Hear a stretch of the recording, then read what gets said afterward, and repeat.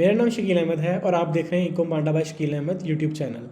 और आज इस टॉपिक पे बात करने जा रहा हूँ। इसके बारे में ज़्यादातर लोग नॉलेज नहीं रखते और ना ही कोई ज़्यादातर बात करता है। बट एज अ दराज सेलर ये एक बहुत इंपॉर्टेंट पॉइंट है जो बहुत ज़्यादा लोग गलतियाँ कर रहे होते हैं और बाद में कह रहे होते हैं कि दराज से पैसे नहीं बने।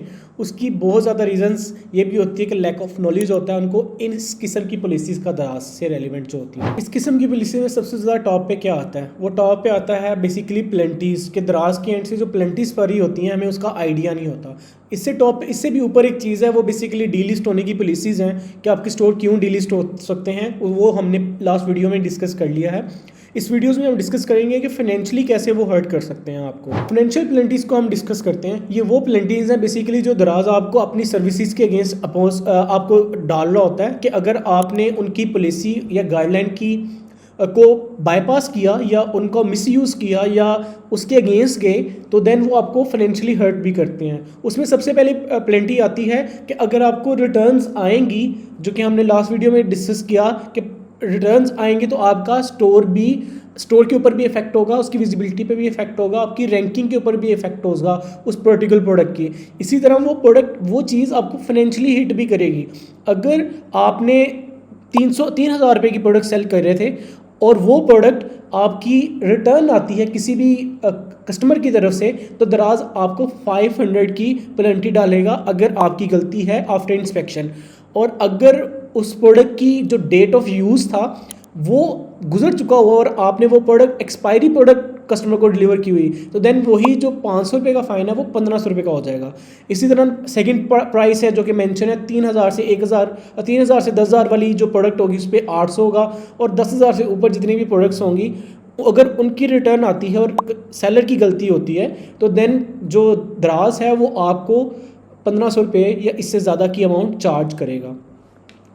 अब ये आ जाता है कि कस्टमर रिटर्न्स के ऊपर आपको जो पेनल्टीज़ पड़नी थी। इसी तरह सेलर्स ऑर्डर कैंसिलेशन के ऊपर भी पेनल्टीज़ हैं। वो पेनल्टी ये है कि अगर 3,000 से कम की कोई भी प्रोडक्ट है, अगर आपने कैंसिल किया वो ऑर्डर, चाहे वो 2% से आप उस फ्लैट में नहीं आ रहे जो दराज अलाउ करता है कि आपने अभी एक ही ऑर्डर कैंसिल किया था, 100 ऑर्डर आए, आपने 99 डिलीवर कर दिए, एक ऑर्डर कैंसिल कर दिया, आपको 1 ऑर्डर भी आपको 200 रुपये का फाइनेंशियल लॉस करके जाएगा। तो ये भी इफ़ेक्ट करेगा और दूसरा आपके स्टोर पे भी इफेक्ट करेगा। जैसे 2% का वो ब्रिज जो है वो थ्रेश होल्ड वो पार कर जाएंगे तो लाजिम बात है आपकी स्टोर की विजिबिलिटी भी कम होगी। बट साथ साथ ऑन एवरी कैंसिलेशन आपको 200 रुपीज़ या उससे ज़्यादा की अमाउंट पे करनी पड़ेगी एज़ पर दराज क्राइटेरिया। इसमें क्या ये दराज क्यों करता है? बेसिकली दराज करता है कि सेलर्स को डंडा दिया होता है, सेलर्स को सर पे हर वक्त तलवार लटक रही होती है कि उसने इस किस्म की इन दोनों चीज़ों में कभी कोई गलती नहीं करनी, एक कैंसिलेशन एक क्वालिटी रिटर्न्स के ऊपर। कि जब भी कोई ऑर्डर आ गया तो उसे डिस्पैच करने से पहले अच्छे से वेरीफाई कर लेना कि सेम प्रोडक्ट है, सेम वेरिएशंस है, सेम कलर है तो डाल के भेजा ताकि कस्टमर को मसला ना आए।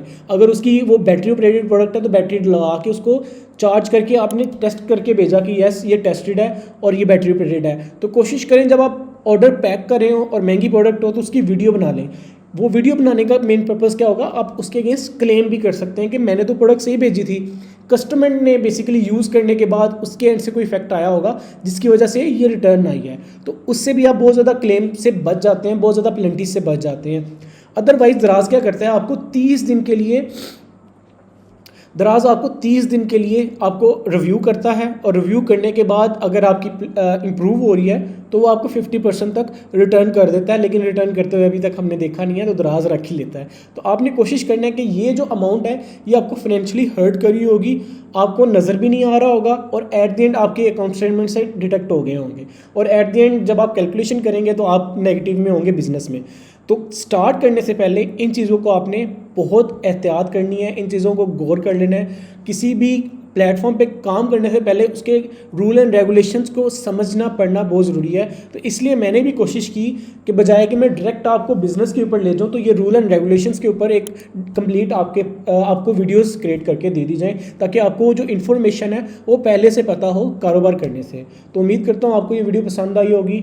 नेक्स्ट वीडियो के लिए हमारे साथ जुड़े रहिएगा। कोई क्वेश्चन हो इससे रेलिवेंट तो आप नीचे कमेंट बॉक्स में क्वेश्चन कर सकते हैं। मैं और मेरी टीम आपको as soon as possible response करने की कोशिश करेंगे।